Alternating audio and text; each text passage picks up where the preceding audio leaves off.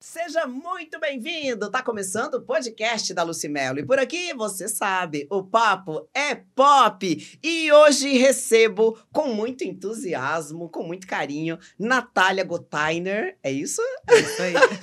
Natália Gotainer, sobrenome alemão aqui, eu sempre me atrapalho, né? Ela é formada em neurociência e comportamento humano e, pasmem, comunicação equina. Olha que interessante, foi um dos motivos que eu a convidei aqui para esse bate-papo, para entender, porque ela desenvolveu um método bem transformador que une ciência, empatia e sensibilidade dos cavalos para formar líderes mais conscientes. É um trabalho bem específico, novo inclusive, e eu quero conversar com ela sobre tudo isso. Mas antes da gente chegar nesse assunto aqui, vocês sabem que eu gosto sempre de fazer aquelas perguntas iniciais sobre a infância, onde nasceu. Eu gosto de fazer essa conexão. Você que fez neurociência, você sabe, né, Natália, que faz uma diferença quando a gente entra no nosso universo, não é? Você tem essa sensação também? Com certeza, saber um pouquinho da história ali, né? Primeiro, Lucy, obrigada pelo convite. É um prazer enorme estar aqui com você. Obrigada pela oportunidade de poder levar um pouquinho mais a história dos cavalos, né? Que ainda existem muitas dúvidas, ainda é algo muito desconhecido. Então, é um espaço, assim, que é muito honrado, né? Por mim e por todos que são dessa área dos cavalos. Que legal. Esse encontro com os... É claro, tem toda uma trajetória que a gente vai falar um pouquinho aqui, mas você trouxe, quando você viu em algum lugar isso, o que te inspirou a fazer uma metodologia para trabalhar com cavalos, assim? Já existe, né, muito mais fora do país, na verdade, Estados Unidos, Alemanha, o coaching com cavalos. É algo que você vai encontrar muito ali dentro de um aras, por exemplo, com outras modalidades, como trabalhos com pessoas especiais, ou a própria equitação. Então, nessas escolas, né, onde a gente tem os cavalos, existe o coaching com cavalos. Inclusive, existem livros. Nossa, que bacana, Existem livros. Tem um livro muito legal que chama Pense como um Cavalo, que ele fala sobre esses coachings, né? E assim como nesse livro, para mim foi uma forma muito orgânica que acabou acontecendo. Por quê? Eu comecei esse trabalho dando treinamento para pessoa física. E uma pessoa que participou do treinamento, ela falou, gente, eu quero isso para o meu time de vendas. Você tá brincando? A própria pessoa pediu. Ela falou, isso daqui vai ser maravilhoso para o meu time de vendas, porque eu trago muito o universo do cavalo como uma grande metáfora para aquilo que a gente vive, né? Na nossa vida pessoal ou na nossa vida profissional. Não importa, né? Eu não separo muito isso também.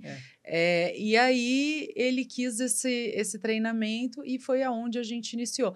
E assim, quando eu estava na África do Sul, que eu me formei em comunicação equina na África do Sul, né? Nossa! Quando eu estava Mas você foi lá de propósito? Eu fui lá para fazer essa formação, sim. Foi uma formação de 1 ano e meio, onde eu fiquei 4 meses no presencial, né? Que foi muito a parte online e depois a gente foi para a formatura. E aí, lá eu tive esse insight de trazer uma nova proposta de dinâmica. Que eu falei, nossa, essa proposta de dinâmica seria muito legal de trabalhar com grupos que se conhecem. Mas pensei assim, em família, ou grupo de empresários. Enfim, pensei em algo que ainda estava um pouco subjetivo. E aí, logo que eu cheguei, acho que deu uns 2 meses, eu tive esse caso, e ele falou, você faz para a empresa? Eu falei, faço. Eu não fazia, mas faço. Vamos embora. É que você já conhece a técnica. Já conhecia. Só vai aumentar o número de pessoas, exatamente. Né? E assim, eu comecei um processo que ele foi agregando mais dinâmicas dentro da metodologia. Aí você foi entendendo. E na verdade, assim, Lúcia, se a gente parar para pensar, a empresa ela é feita de quê? De pessoas. Exatamente. Então, dá na mesma, né? Eu tô ali recebendo pessoas que também estão tentando se desenvolver de alguma forma E a gente traz muito o âmbito da autoconsciência mesmo, sabe? Assim, que eu falo sempre, né? Que para você estruturar uma família, uma empresa ou uma comunidade, a gente precisa começar pelo interior das pessoas. Porque é o interior das pessoas que é o alicerce de tudo isso. É a base de tudo isso, né? Então... o cavalo ele tem um jeito muito especial de mostrar para a gente, de dar alguns feedbacks ali já precisos, cirúrgicos, assim, sabe? Que legal. E essa paixão por comunicação vem da onde? Porque você foi fazer neurociência para entender o comportamento humano, né? Você tem essa eu sempre tive. Eu me lembro, na época de escola, que estava ali dando aula, de repente eu olhava para o lado aqui, para uma pessoa e ficava pensando, o que essa pessoa faz? O que ela pensa? O que está no coração dela? O que está na mente dela? Sabe essa curiosidade da profundidade agora humana? Você falando aí, será que é característico de quem faz comunicação? Eu tinha essa curiosidade também. Eu ficava olhando para as pessoas e pensando, o que será que ela está pensando? E às vezes a pessoa, não aleatório assim, mas às vezes você olha para a pessoa, você vê a pessoa com um semblante mais triste, ou ela está muito alegre. Isso sempre me despertava um interesse. O que causava toda essa coisa na pessoa, né? E a percepção. E a percepção, porque às vezes, para qualquer outra pessoa, ela não vai nem ter a percepção de que o outro está triste, ou, enfim. Mas eu sempre fui uma pessoa interessada nas profundezas, assim, sempre gostei de uma filosofia, de uma psicologia. Eu sempre gostei muito disso, me interessou. E hoje, olhando para trás, eu acho que a nossa escola mesmo, a nossa forma de aprendizado, ela é muito rasa nesse sentido de se conhecer, né? Sim. Depois que a gente se forma, existe uma crise muito grande. Tá, mas quem sou eu e para onde eu vou? Será que o que eu fiz tem espaço, né? Será que... E aí é o que acaba acontecendo de muitas pessoas assumirem uma profissão porque tá pronto e tem que ir para o mercado de trabalho, e aí ela se descobre 10 anos depois odiando aquilo que ela faz, porque ela não foi fazer, né? Porque não era uma coisa que tinha a ver com ela, ainda que ela tenha se formado nisso. Mas então essa preparação tinha que vir antes da pessoa entrar, né, numa faculdade, para você ser mais assertivo, para você buscar os caminhos certos. Exatamente. Né? E acho que assim, pela minha própria história, eu tive uma ajuda muito grande dos cavalos. Quando eu conheci a doma consciente, que é a doma gentil, né? Que você se comunica ali com o cavalo, e o cavalo ele te dá uma resposta, ele tem uma reação muito instantânea ali do que você está trazendo, né? A energia que você está trazendo naquele momento, a emoção, tudo, né? Então, ele tem uma resposta muito instantânea. E quando eu comecei a domar cavalos... Você chegou a eu domo cavalos, mas só os meus, né? Eu não faço isso comercialmente, assim, eu não recebo cavalo de outras pessoas. Entendi. Mas eu faço a doma dos cavalos mas, no fundo, a gente está se domando. Olha, a gente está aprendendo a ser um melhor comunicador, a trazer uma intenção mais clara, a questionar também as nossas intenções.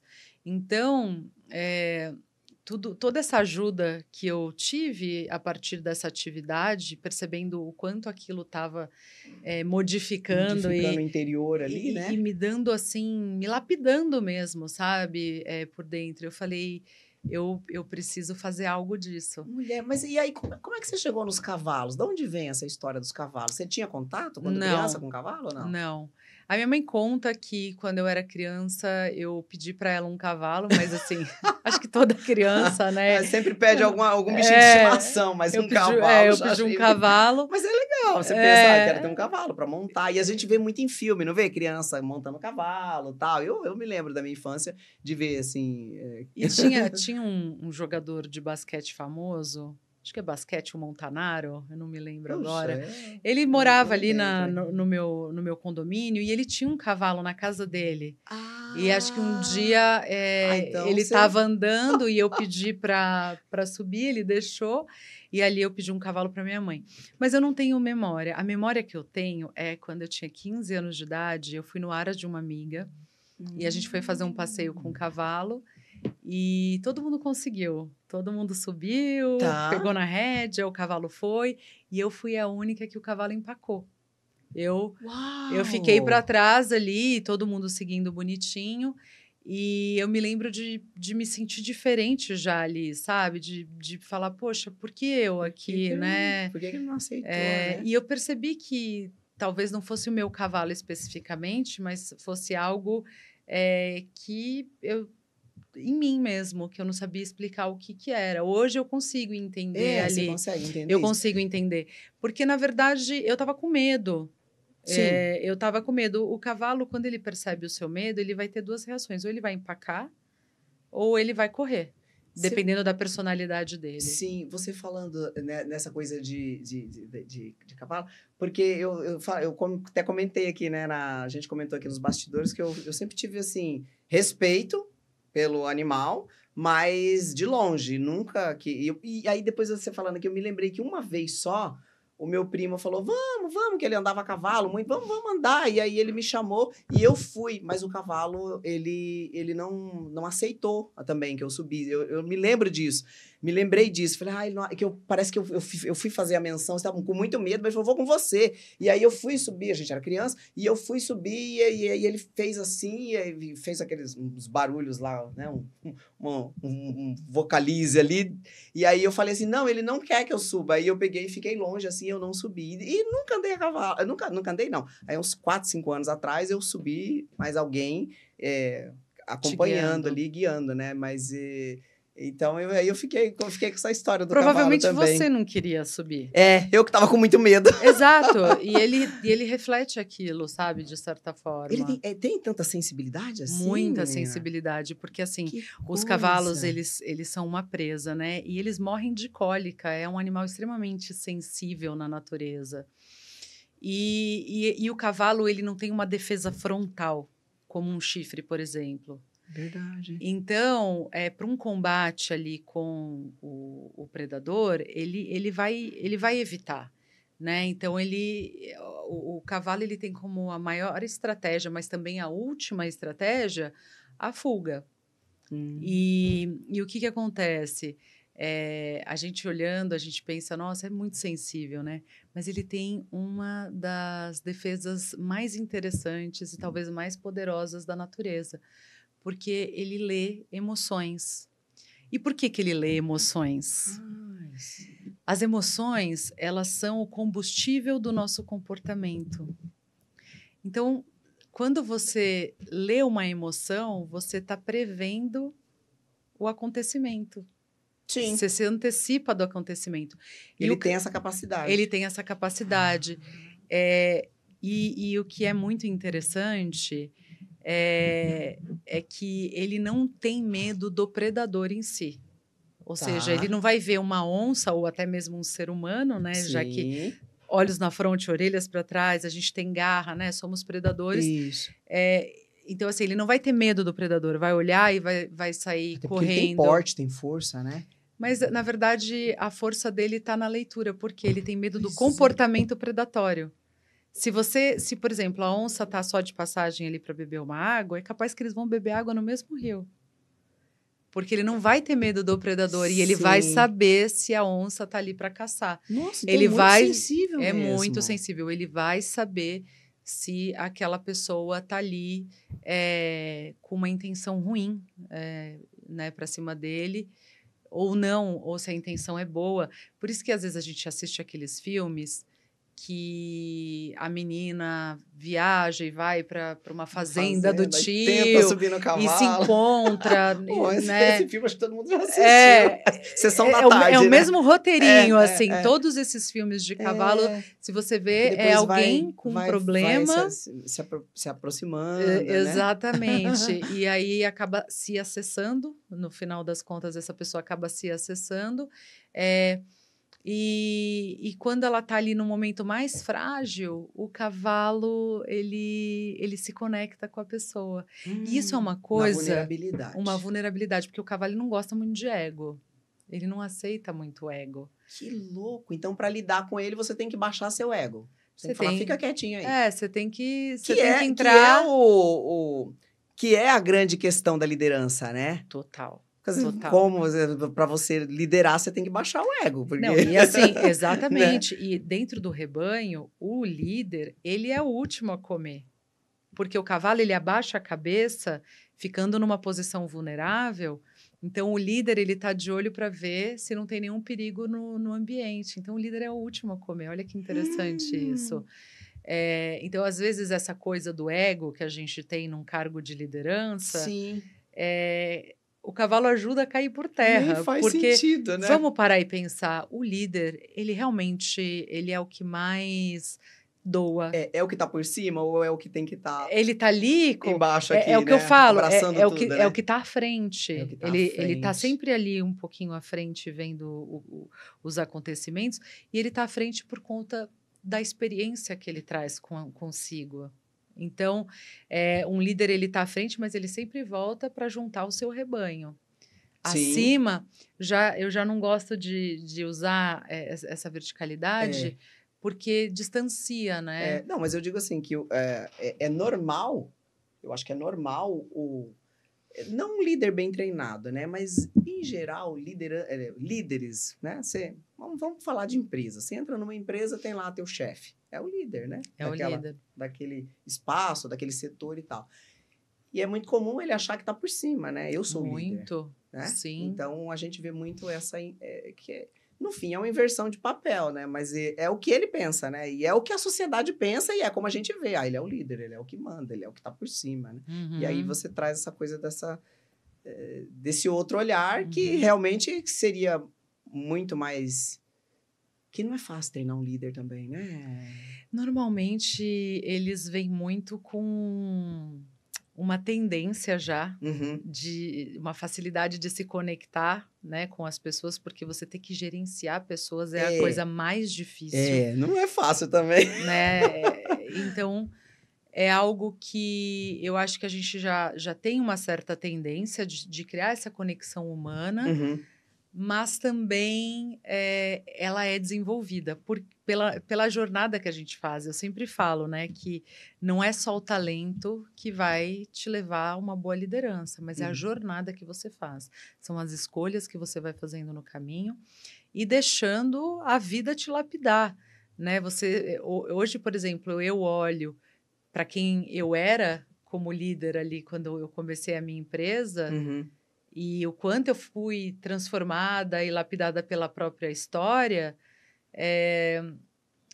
e olho para trás e falo, gente, como eu mudei, como eu melhorei, né?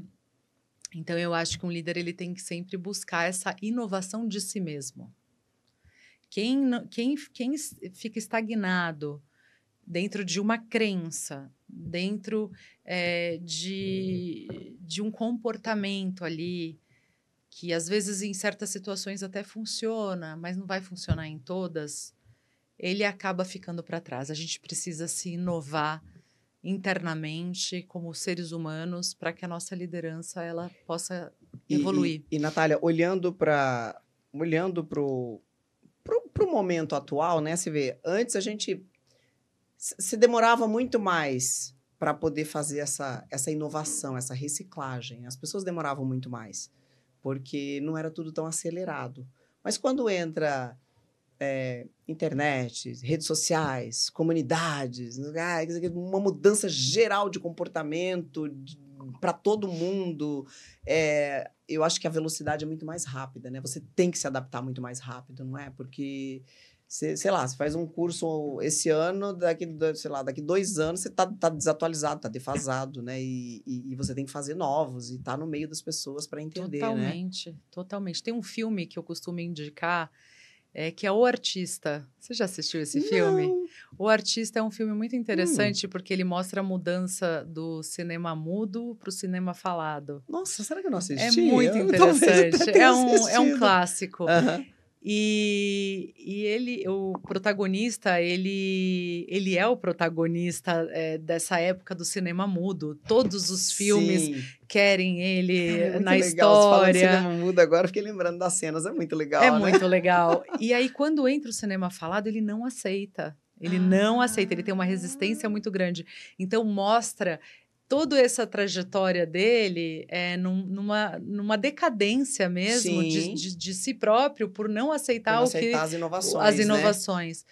Então, aí no final do filme, ele acaba aceitando, ele acaba entrando para o cinema falado e fazendo o sucesso dele, retomando tudo isso.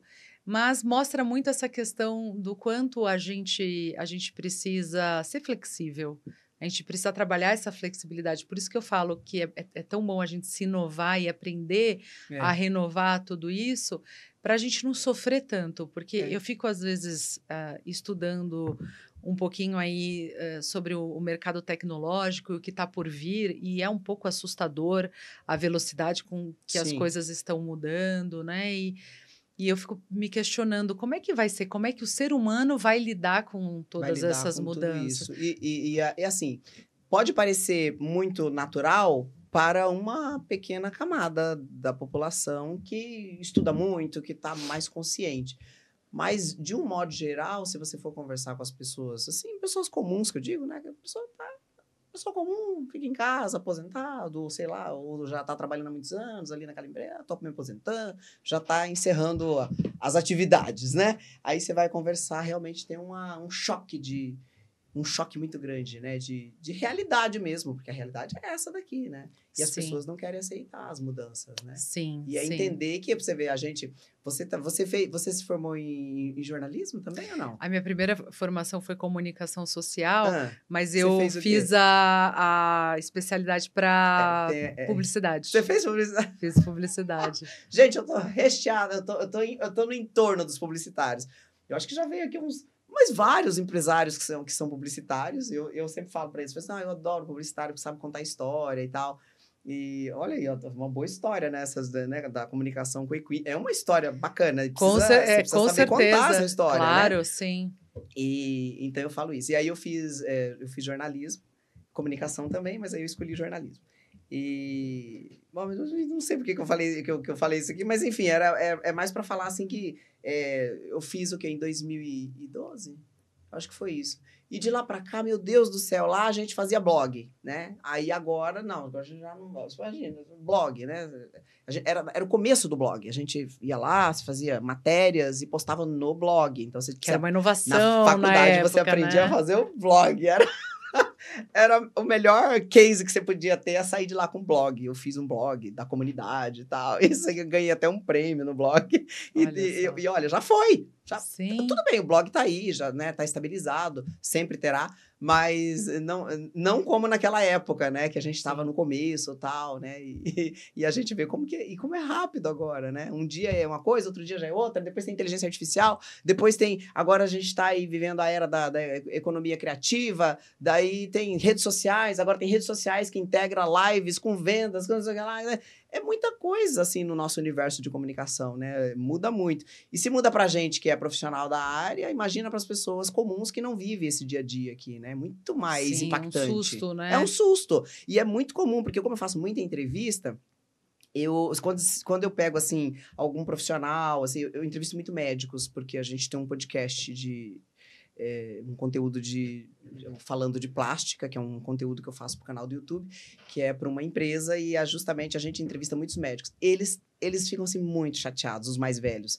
Eles falam assim, é uma droga, agora tem que ser apresentador também? Eles questionam isso como uma coisa difícil para eles, né? Não tô falando de médico, né? Que tem que tá aí, né, que estuda, que, né, se atualiza, vai a congressos, né, é uma cabeça boa, e para ele é difícil, né, por isso que eu falo, pessoas comuns que estão fora da comunicação, o impacto acho que é muito maior, né, no comportamento geral, né. Sim, eu acho que hoje a gente tem que ser, assim, multitalentos, né, não dá mais para você ir para uma única especialidade como era antigamente. Precisa ter um pouquinho de tudo. Às vezes, quando eu vou falar, né, o meu currículo, assim, para alguém, eu falo, gente, eu fiz isso aqui, assim. Mas, olhando, eu penso, faz muito sentido para o que eu faço hoje. Mas você concorda comigo que há uns 15 anos atrás, se você pegasse, assim, uma pessoa com 2, 3 formações, as pessoas não davam muito crédito? Tá perdida. Você lembra disso? Sim, porque eu me perdida. lembro nitidamente, porque assim, eu era radialista, daí eu fiz artes cênicas, depois eu fiz jornalismo. são coisas complementares, mas ao mesmo tempo muito diferentes né? Assim, comunicação, né? Acho que a comunicação, ela costura. Ela costura, ela passa por aí. Mas as pessoas olhavam... E aí, assim, eu falava assim, não, eu sou produtora executiva, porque eu fazia, né... Na TV eu fazia projetos e colocava esses projetos no ar. Então, a produção executiva, isso. Então, eu colocava no currículo, produtora executiva, produtora, locutora, atriz, jornalista... E aí e as pessoas olhavam com estranheza, como se eu não tivesse foco. E eu sempre soube o que eu queria, mas a impressão que dava é que não tinha foco. Já hoje, nos dias atuais, você não pode ter só uma faculdadezinha daqui do seu tema. Você tem que estar integrado, você tem que fazer teatro, você tem que fazer não sei o que lá, você tem que falar bem, você tem que, né? Se desenvolver, você tem que ter muita noção de empreendedorismo para qualquer empresa que você for trabalhar, porque senão você não consegue, né? Unir o seu setor com os outros setores também, você fica trabalhando isolado, então você tem que entender no contexto geral tudo, né? A verdade é que a gente está numa constante formação e a gente tem que se desenvolver, buscar o que a gente puder. Eu não tenho uma comunicação boa, procura uma arte cênica, procura um curso, qualquer coisa que vá te desenvolver.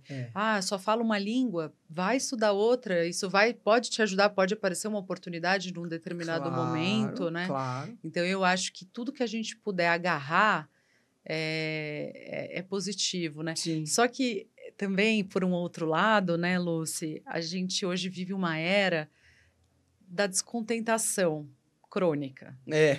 Que é assim, a gente nunca é o bastante. A gente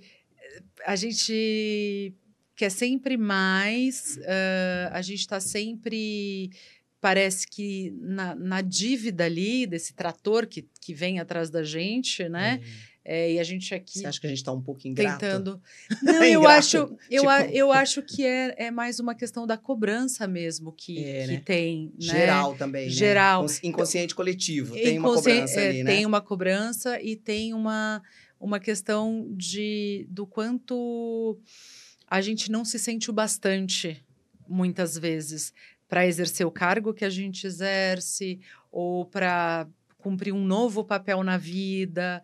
Enfim, eu acho que tem sempre essa sensação de não ser o bastante, porque existem hoje cobranças mesmo do mercado que está cada vez mais, assim, está evoluindo. E a gente só num dia fica 2 horas parado num trânsito. Verdade. Então, assim, a gente tem esse grande problema do tempo, né? Da velocidade que as coisas estão caminhando, e de muitas vezes a gente não conseguir alcançar essa cobrança que tem, né? De cumprir. Então, por isso tem muitos profissionais entrando em burnout. Isso é uma coisa muito séria, muito séria. Que gera muita ansiedade, né? Exatamente. Então, ao mesmo tempo que eu falei, a gente precisa se desenvolver, a gente precisa agarrar todas as oportunidades que a gente tiver para se desenvolver, tem esse outro lado também, que é a que custo? Né? Acho que a gente tem que buscar essa motivação, mas não atravessar certos limites nossos para que a gente não chegue num burnout ou em qualquer outra questão. Nós vamos voltar nessa história do burnout, que é uma coisa aí crônica e atual, e eu tenho ouvido muita gente falar. Mas, primeiro, intervalinho, né, gente? Tem um intervalinho rápido, tá bom? Mas fique com a gente aqui, que daqui a pouco a gente tá de volta. Hoje, a Natália Gotainer, é isso? Que sobrenome super bonito. A Natália vai estar com a gente aqui batendo esse papo, tá bom? Então, aguarda aí. Estamos de volta aqui no podcast da Lucimelo. Aqui você sabe, o papo é pop. Que papo pop hoje, né, gente? Olha que gostoso. Recebendo aqui a Natália Gotainer, que é formada em... Neurociência e comportamento humano. Menina, neurociência e comportamento humano. Aí, que hora que você falou agora eu preciso aprender mais sobre isso? Você já trabalhava com essa coisa de treinamento? Já trabalhava. Natália? Porque primeiramente, eu comecei o treinamento por uma questão assim... eu colocava amigos no redondel, conhecidos, e eles falaram, você tem que fazer alguma coisa com isso, você tem que criar um treinamento. Olha! E aí eu criei, e o primeiro que eu criei, eu chamei assim, alguns influenciadores no meio, para me darem uma opinião. E aí foi um sucesso. E aí eu iniciei. Isso foi em 2020, outubro de 2020, a gente estava na pandemia. E foi uma fase que muita gente estava fechando empresa ou com dificuldades. Então, dando essa ajuda para os amigos, acabei criando o treinamento e depois eu fui me formar e me especializar na comunicação equina. Meu primeiro curso foi de doma consciente. Eu fiz um curso de doma consciente e comecei a aplicar dentro da fazenda. Por que você fez? Você tinha uma fazenda? Porque eu tenho o meu marido, né? Essa história de fazenda vem do meu marido. E me incomodava muito como a doma acontecia e como os cavalos eram tratados ali dentro. Menina. E que não deixam de ser colaboradores de uma empresa fazenda, Sim. né? E aí eu pensava assim, gente, será que não tem outra forma, não tem outra maneira da gente fazer esse mesmo trabalho, mas que não use a força, que não use o medo do cavalo a favor do cavaleiro? E aí que eu descobri a doma consciente, por uma coincidência também, me apaixonei pela doma consciente. E aí eu levei o curso para dentro da fazenda, todo mundo se formou. E eu comecei a domar os cavalos. E eu me dei muito bem, assim, eu amava fazer aquilo. E aí, depois que eu fiz o treinamento, é que eu fui me especializar na África do Sul. Né? Eu escolhi a África do Sul, tinha em outros lugares, mas eu escolhi porque eu acho que a África, eles têm um contato muito grande com os animais. No geral, né? E eu pensei, eu acho que lugar da África que você foi? Perto de Joanesburgo. Era um interior ali, 1 hora mais ou menos de Joanesburgo. E aí eu pensei, falei, se tem algum lugar no mundo para eu estudar uma comunicação animal, que era mais, eu vou na África, eu vou na África do Sul. A África é animal, eu vou para a África tem uma do coisa Sul. Animal, né? Tem Sempre muito. que fala em África, qual é a primeira coisa que vem, né? Leões, Simba. Sim, total. Leões, não sei o que lá. Você fala, é sempre assim, no deserto, mas lá não tinha, né? Inclusive, eu tive a oportunidade, através de uma colega da minha sala, que ela tem um santuário de leões e eu fui conhecer o espaço e lá eles aplicavam os mesmos princípios da doma consciente, que é uma comunicação respeitosa, né? Sim. Onde você também coloca limites. Então, eu tive a oportunidade de andar com esses leões soltos na savana. Você tá brincando? Muita gente... A minha primeira foto do meu Instagram sou eu ali com um leão maravilhoso, inclusive. E muita gente acha que é inteligência artificial ou pensa que são aqueles leões que são dopados. Mas não, são leões que eles estão tão acostumados com o ser humano que eles me aceitaram no bando pelo simples fato de eu estar na presença de pessoas que criaram eles, né? Então... Nossa, que experiência incrível, né? É só para viver uma coisa assim só na África mesmo, né? Você escolheu bem. Exatamente. Então, é incrível pensar o quanto a gente pode desenvolver uma comunicação que realmente dome até uma fera, né? Amance uma fera. Que amance uma fera, né? Se você for parar para pensar, né, na questão da comunicação, de fato mesmo. Olha que bonito isso. E aí, depois da experiência na África do Sul, eu fiquei com mais assim, embasamento, mais estrutura na questão da comunicação equina. Sim. Eu passei a compreender melhor os cavalos e depois, aí quando eu voltei, eu falei, agora eu preciso compreender melhor o ser humano. E foi onde eu fui procurar...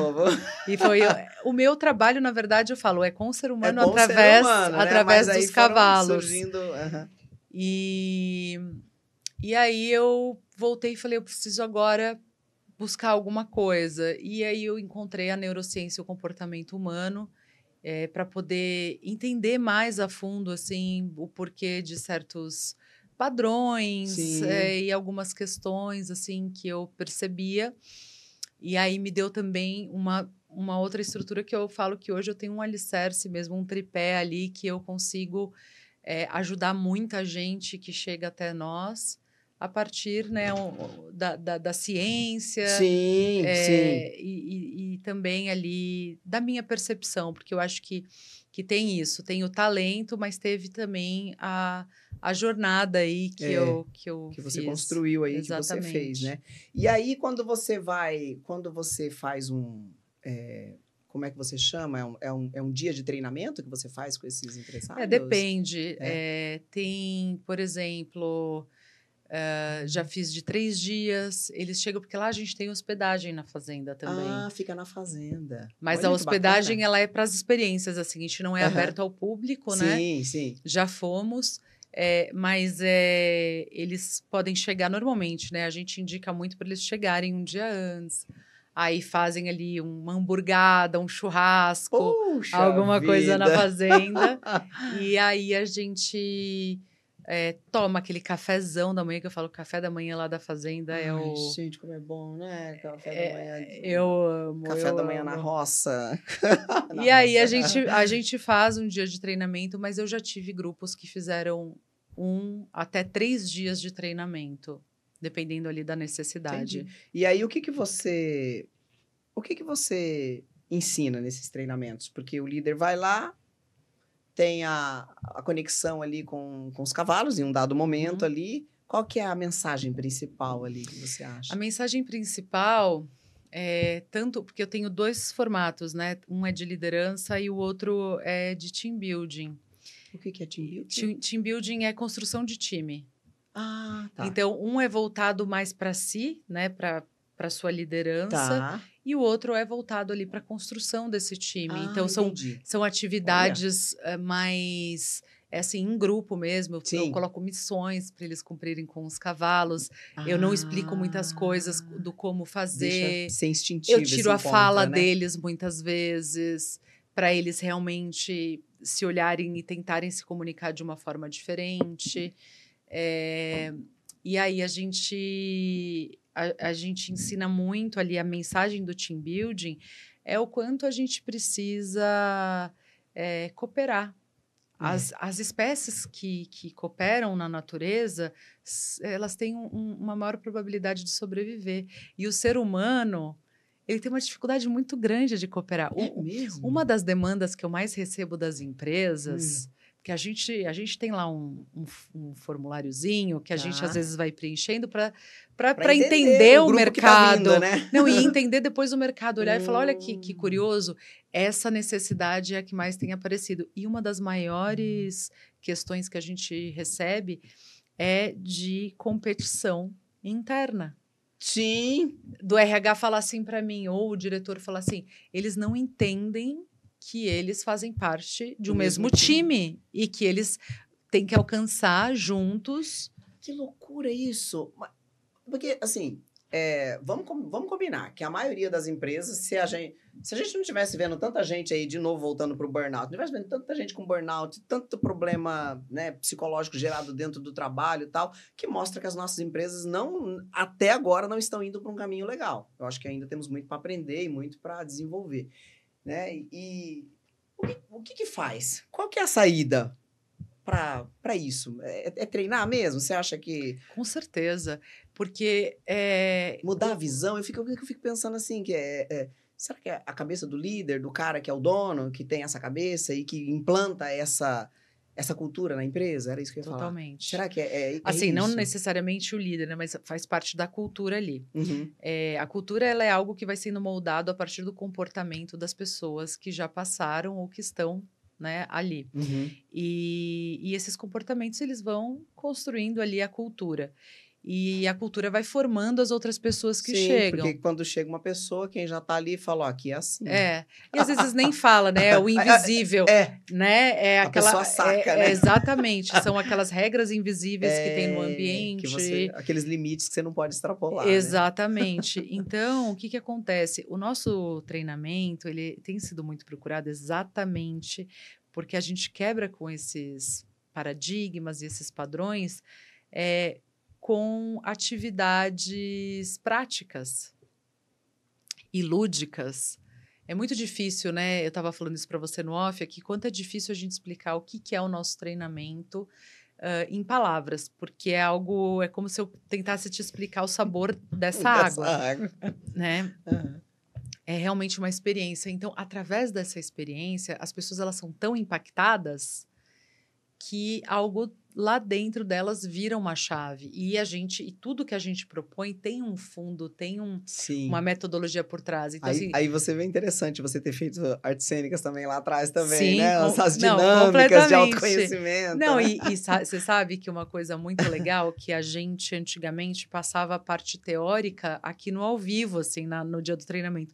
Só que isso tirava muito do tempo da prática. É verdade. E aí, o que a gente fez? A gente gravou uma sequência, uma série de 8 episódios que eles recebem antes de chegar. Já vão sabendo o que encontra. Preparados e já familiarizados com a gente.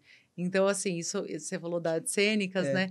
E graças às artes cênicas que a gente pôde trazer essa dinâmica de grupo, né? Porque artes cênicas é puro isso, né? Totalmente. Teatro é isso, né? Isso. É uma dinâmica de grupo. E você começa a entender isso, porque diferente da televisão, o teatro ele tem muito essa coisa da cooperação. Exatamente. Todo mundo se ajuda, todo mundo se coopera. Exato. Nossa, que você me fez lembrar uma peça que eu fiz. Era uma peça que ela tinha 2 horas, eram 2 atos. Entre um ato e outro, o que a gente tem que fazer? Você tem que descansar um pouco, porque é muito cansativo, né? Então, você faz uma peça de 2 horas, né? Com um ato, né? Aí, então, você tem que... troca de roupa, troca de figurino, e todo mundo tem que se ajudar, né? A gente tem que comer, porque é muito tempo, gasta muita energia, era uma peça muito, muito pesada, assim, então eu tinha que comer. Então, eu fazia o personagem principal, eu saía do palco mais faminta, e eu podia comer um caminhão antes e eu saía faminta do palco, porque eu acho que eu gastava muita energia. Então, eu já chegava, o pessoal já estava ali eu levava uma banana, que é uma fruta rápida de comer, e aí o pessoal já estava ali com o meu figurino e tal, ajudando. Então, isso no teatro. E as boas e grandes peças só dão certo se tiver essa cooperação, né? Totalmente. Porque senão o clima fica horrível. Horrível, não vai fazer sucesso. Porque quando eu pisar o pé no palco, a gente sabe o que está acontecendo nos bastidores. Você sente. A gente é que nem cavalo aí, né? Com certeza. Não faz com certeza. Espelha aí, né? Com certeza. E eu acho que é a mesma coisa nas empresas, né? Porque a gente sente, quando a gente entra num lugar muito carregado, e carregado do quê? Dessa coisa invisível que tá ali. Às vezes intrigas, brigas, o climão. O climão, famoso climão. Todo mundo consegue perceber não tem como climão, não né? E tem lugares que tem um climão tão denso que a gente nem consegue ficar. Olha. Né? A gente nem consegue ficar. Então, isso tudo que a gente vive ali em 1 dia ou 3 dias, não importa, é para levar as pessoas a questionar e também se responsabilizarem por aquilo que está acontecendo. Né? Porque é isso, assim, hoje em dia a gente não está muito aí para as coisas, né? Aquilo aconteceu, a gente não se responsabiliza mais, né? A gente deixa muito as coisas, assim, rolarem. E antigamente era diferente. A gente tinha uma responsabilidade maior pelas coisas, uma conexão mesmo. Né? Eu me lembro de uma história. Se importava mais, talvez, né? Porque Sim. agora parece que a gente está um pouco anestesiado. Tá todo mundo cansado, né? Cansado, é muita coisa. É muita coisa, exatamente. Beleza, aconteceu. Tipo assim, não que você não se sensibilizou, mas você não fez mais do que... né? Escutar e passa para frente. E também muita informação também. Me lembro de uma história da minha avó, que parece que ela brigou com... Não sei se era a irmã dela ou alguma... Ela brigou com alguém, ela estava brigada com alguém da rua, que era da mesma rua. E em um determinado momento, eles fizeram as duas se encontrar no meio da rua. E veio um pessoal aqui com uma e um pessoal aqui com outra para elas se resolverem. Olha que bonita, né? Quando que você escuta uma história dessa hoje em dia? Nem no interior. Nem no interior. Nem no interior. Você chega no interior, é cada um fechado na sua casa. Ainda que no interior tem umas coisinhas... Tem uma coisa mais cooperativa ainda, né? Sim. A cidade, ela traz muito a gente para esse lugar de realmente competição e um clima pesado. Você acha que essa grande quantidade de burnout, que o pessoal fala assim, muita gente que eu vi que teve burnout alega que teve isso porque tem uma sobrecarga de trabalho. Mas o quanto é sobrecarga? Será que é mais sobrecarga ou é mais psicológico? Um desgaste mais psicológico de manter a coisa funcionando, como você falou aqui? Eu acho que são os dois. Existe realmente uma cobrança, né? Aquele tratorzinho aqui, ó, que tá rodando e você pode ficar para trás e ele vai passar igual um rolo compressor em você. Então tem essa questão, mas a gente realmente se desgasta muito aqui. Pensando assim, no que está acontecendo, no que eu devo fazer, a cabeça no tudo, futuro. Né? Então, você não aguenta. É um dia de cada vez, né? Mas, em muitos casos, realmente tem uma cobrança muito grande, muito grande. Você aborda temas, por exemplo, como fé? Porque você estava falando aqui de futuro, né? E eu acho que um momento complexo que o ser humano está vivendo é essa coisa de pensar no futuro. Meu Deus, é o rolo compressor que vem vindo ali atrás e a gente pensando no futuro, né? Então, tá muito lá, né? E aí a gente fala, poxa, mas também tem que acreditar que né, o caminho vai abrir quando você caminhar e as coisas vão acontecer quando você estiver fazendo. Mas, às vezes, a gente precisa se apegar a alguma coisa assim, né? Você traz essa questão da fé. Eu não sei se no sentido de fé ou como seria isso. O que eu trago para eles, que é um tipo de fé, porque a minha linguagem ela é muito neutra. Né? Eu não coloco muitos signos ali porque eu atinjo todos os públicos. Então, eu tenho uma linguagem neutra, mas eu trago para eles uma coisa muito, muito legal. Eu trago para eles a experiência da meditação. A meditação que eu ensino para eles é uma meditação com intenção, onde a gente põe uma intenção no que a gente está querendo ali pro momento ou pro nosso futuro. Pô, isso é diferente. E é uma forma de fé, né? É uma forma de você acreditar de olhos fechados em algo que ainda não é tão tangível. Mas a gente tem uma dificuldade muito grande, né? Quando a gente fala de meditação, porque sempre quando a gente fala em meditação, a gente pensa o quê? Calar e silenciar, né? E é possível nesse... Eu brinco com eles o seguinte, né? Eu falo que a gente deixa esse tipo, porque existem vários tipos de meditação. Tem vários tipos. Eu brinco que a gente deixa esse tipo de meditação lá para os monges, né? Sim. Que é não pense em nada. Porque assim, você fecha o olho e fala não pense em nada, você já está pensando.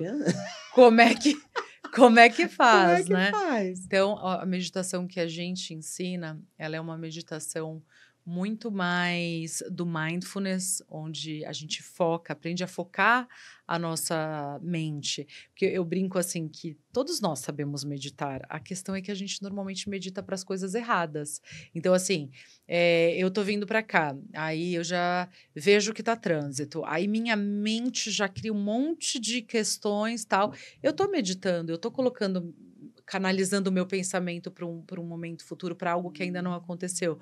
Só que, normalmente, a gente coloca isso com uma certa carga pessimista. Então, na meditação, o que a gente aprende a fazer é a trazer um relaxamento maior. Respirar, né? E esse estar relaxado, ele não deixa de ser também uma espécie de fé, porque é você confiar. Soltar. A fé, ela é a confiança, a soltura. Então, você está num estado de relaxamento, ele não deixa de O que um bom relaxamento desse traz para nossa memória em termos de, sei lá, cognição?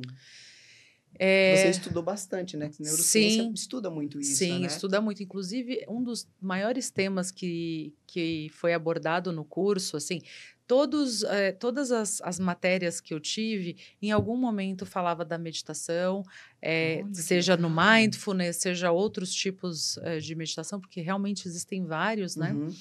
E é algo hoje muito olhado pela medicina, inclusive, né? Muitas vezes eu já vi médicos prescreverem meditação. Olha que bacana. Deus, olha que bacana. E às vezes a gente vai direto no remédio e não dá uma chance, uma tentativa para algo que exige da gente, obviamente, ali uma dedicação, né? Mas que pode trazer resultados magníficos. Eu tenho, na minha trajetória também, essa mesma questão que todas as pessoas têm com a meditação, eu também achava, falava, não, gente, isso não é para mim, tal. Como é que faz esse negócio?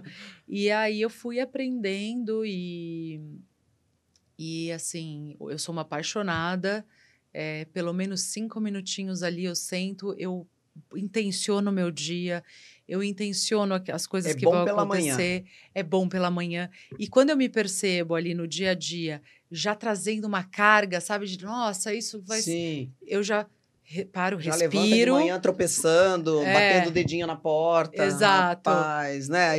Exatamente. E aí, muitas vezes, a gente faz isso no nosso dia a dia. A gente vai entrar numa reunião, a gente já entra com uma certa carga ali, e às vezes você vai ser surpreendido. Então, é uma forma da gente entrar limpo, da gente entrar aberto para receber, porque eu acho que hoje ninguém mais se escuta, ninguém mais está pronto para receber. A gente chega com as nossas certezas, a gente chega ali com as nossas, com os nossos objetivos, mas às vezes a gente não chega simplesmente aberto para receber o presente. Porque a gente está cheio de futuro, está cheio de passado, está cheio... Então, assim, eu trouxe a meditação para dentro desse treinamento, inclusive eu dou um presente para eles no final, que tá muito ligado com isso, e eles ficam tão felizes quando eles recebem, porque é uma forma deles continuarem a buscar a meditação ali nas reuniões, no dia a dia deles, para isso, para dar uma... A gente não pega o computador, às vezes, e dá um reset ali? Sim, uma limpada. Uma limpada, né? lixeira. Pô, isso aqui não serve mais. A meditação é isso. A meditação é você entrar no seu desktop e fazer uma certa limpeza, sabe? Sentar, coloca uma música. A música, ela impacta muito a gente. Verdade. Né? A frequência de uma música que você escuta. Aí você vai lá, você põe uma musiquinha tranquila, que vai alterar a tua respiração, porque eu falo que a respiração ela é a rédea da nossa vida.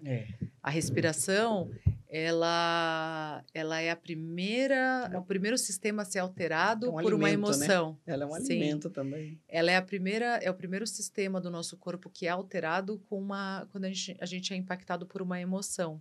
Então, se ela é o primeiro sistema impactado, logo, se eu modifico esse sistema, eu também impacto a minha emoção.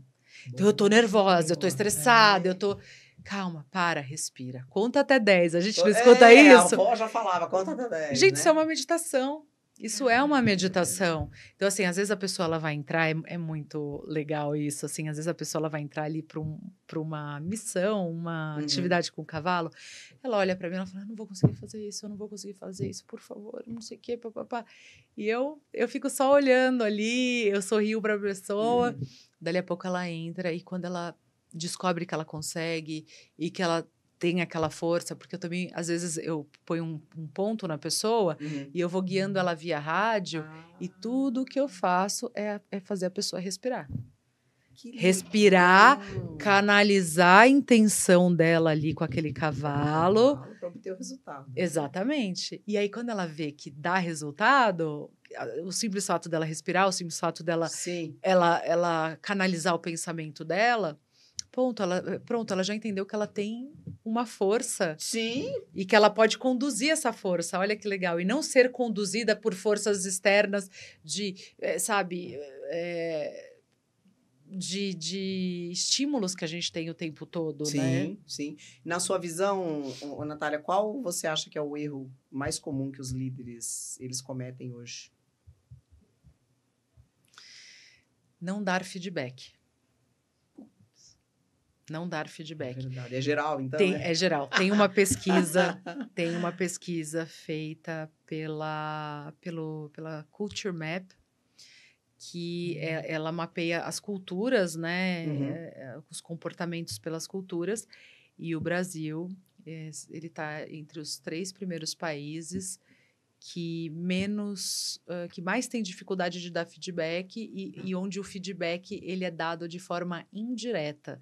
Ou seja, eu estou aqui na mesa com todos os colaboradores e ao invés de eu dar esse feedback diretamente para você, olha, Lúcia, não foi legal aquilo que você fez, eu falar qual foi o fato, qual foi o impacto, e trazer de alguma forma uma solução, e ver aquilo também como uma forma de você crescer. Eu não estou te julgando, né?